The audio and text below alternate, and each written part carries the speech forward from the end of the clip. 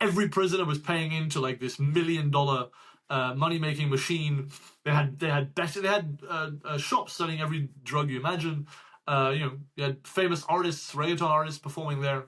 Finally, in 2023, Venezuela busts up that prison. They send in 11,000 soldiers, just to give you an idea of the operation. And that sort of splinters Tren de Aragua's command and control center. So that's what leads now to this 3 tiers of Tren de Aragua. You have the core members, the franchises, and the copycats. And they're all using the name, and they're all operating more or less in the same space. But you have to distinguish between them to lead a good operation.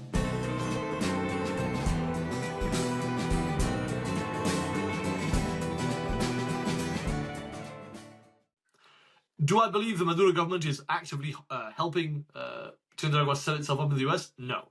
It's just a natural extension because now there's many, many Venezuelans moving to the US, legally or illegally, and that's fertile ground for Tren de Aragua. Man, it's interesting.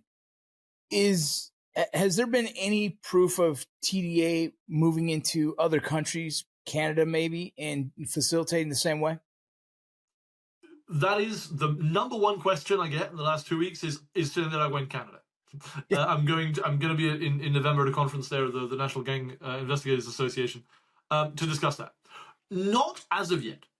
I haven't seen anything in Canada as of yet, but there is significant pressure, and we know that Venezuelans are moving in greater numbers to Canada. Now, I want to caution, I am not in any way saying that Venezuelan migrant populations are the cause of the spread of Tren de Aragua. Most of them are hardworking people who are trying to make a better life for themselves within possibility, and sometimes make difficult choices in terms of legal or illegal migration. But as the Trump administration has been deporting significant numbers of Venezuelans, as it's made it much more difficult to enter the country both legally and illegally, Canada is next, right? We know of Venezuelan migrants who have expatriated themselves from the US to Canada, and asylum requests in Canada are up. Tren de Aragua has recognized the threat. It has labeled Tren de Aragua a terrorist organization as well, and the Royal Canadian Mounted Police has signed an agreement with Interpol to share information on Tren de Aragua. So Canada's getting ready for that potential threat. I haven't seen any evidence of them there as of yet. Interesting. Yeah, the Canada market is starting to pick up a lot, what we're hearing and what we're seeing. We have another associate of ours who gives us a lot of information from Canada, and it sounds like the cartel side of things is really connection. So it only makes sense that TDA would find a way of making money and extortion and everything in Canada as well. The thing is that I don't know of any criminal group in Canada that does what TDA does. So it's essentially, Canada is such a United Nations of crime.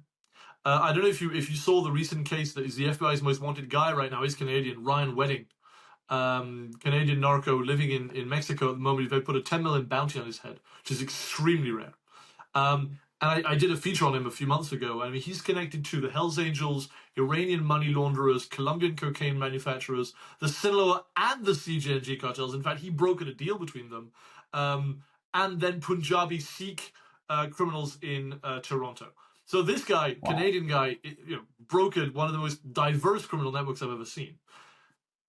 But there was no extortion. There was no kidnapping. It wasn't his modus operandi. So there's no one in Canada doing that sort of crime that I know of, at least on a large scale. So I think Tren de Aragua would find it a normal extension of their work to get to Canada at some point. Is there any other countries that TDA has been identified in? So going back to Latin America, the main bases have been Venezuela, Colombia, and Chile.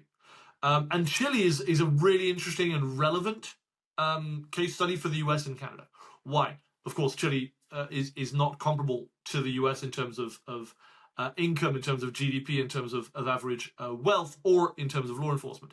But for South America, Chile was the good student, right? It has a stable democracy. It has very low, comparable to Europe, murder rates, very low penetration of organized crime, of course, more than the US, but still. And yet, Tren de Aragua went through Chile like a knife through butter. They had it took a couple of years for the Chileans, and they reacted spectacularly well, but it took them a couple of years to identify how bad Tren de Aragua had got in the country. Venezuelan migrants turning up dead on the border, exploited, bringing in drugs, sexual exploitation rings, prostitution rings across Chile, then Tren de Aragua using that to take over existing Chilean organized crime very quickly. And then by the time Chilean police sort of woke up, it was 2 years in, and you had 36 murders. So that's a country that was relatively safe, and Tren de Aragua managed to get in very quickly. Since then, there's been some changes. In 2023, and this is a hugely important moment, the Venezuelan government finally takes out Tokuron prison. Tokuron prison is Tren de Aragua's base in Venezuela. It's essentially their palace. They had a zoo, a nightclub, a children's park, house. It wasn't a prison. They could leave and come as they went. It was their fortress. Every prisoner was paying into like this $1 million money-making machine. They had shops selling every drug you imagine. You had famous artists, reggaeton artists performing there. Finally, in 2023, Venezuela busts up that prison. They send in 11,000 soldiers, just to give you an idea of the operation. And that sort of splinters Tren de Aragua's command and control center. So that's what leads now to this 3 tiers of Tren de Aragua. You have the core members, the franchises, and the copycats. And they're all using the name, and they're all operating more or less in the same space. But you have to distinguish between them to lead a good operation. It's interesting. Is there, their model of how they did it is very new. We haven't seen anything like this. Or am I wrong? Is there other organizations that are starting to kind of grow and exploit just like TDA did? Because the cartel didn't do it that way, right? This seems to be very, very nuanced to the TDA. Am I correct? I don't know of anybody doing it the way the TDA did, and I don't know that it's possible, because it was not only, they thought of a cool economic model and then they did it. It was also they surfed on the wave of those millions of Venezuelans going around the region, right? You suddenly had a massively vulnerable, quite wealthy population. Remember, Venezuela was, until a couple of decades ago, among the wealthiest countries in Latin America. So you had a moneyed population moving and needing help and having the money to a certain extent to pay for it. That rapidly led the Tren de Aragua to be very wealthy, to recruit people and to recruit them well, because they were offering, Venezuelan criminal jobs, so to speak. It was like a home brand. And they gave a lot of flexibility to their members. And they also wisely stayed out of the big rackets. They didn't do large-scale cocaine trafficking or fentanyl. That wasn't their deal. That's why kidnapping, extortion, sexual exploitation was their bread and butter, because it was an uncontested space. Interesting. So no, I don't think we'll see anybody doing it the same way anytime soon. It's fascinating, man, and I appreciate you bringing all your expertise. Tell me more about your book and when that comes out. So it comes out on May 22nd, 2025. If you'd be so kind, I'll give you a link if anybody wants to sign up for a review copy. We're doling them out like candy at the moment. It's the first complete book to the history of Tren de Aragua ever, in English or Spanish. It's coming out in both languages. And in 18 thematic chapters, we walk people through everything. We walk people through how it started, like literally the villages where it started.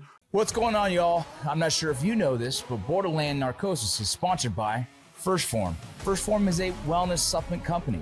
And, I've been with them for about 7 years. And I've been with them for that long because I truly believe in not just the product, but the people who own the company.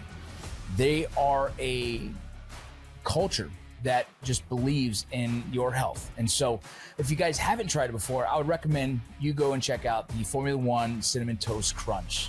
Add a little bit of ignition to that, and you'll have exactly what you need for your post-workout drink. This is something I've used for a very long time. When I'm in the best shape of my life, it's always been because I have a nice regimen of the First Form products. So if you guys are interested, go check them out at firstform.com/Borderland. Okay, use our link. It is the #1 stphorm.com/Borderland. And if you order over $75, you get free shipping. And if you're new to the site, you get a free app for 30 days. So go check it out. Again, thank you so much for all the support. See you soon.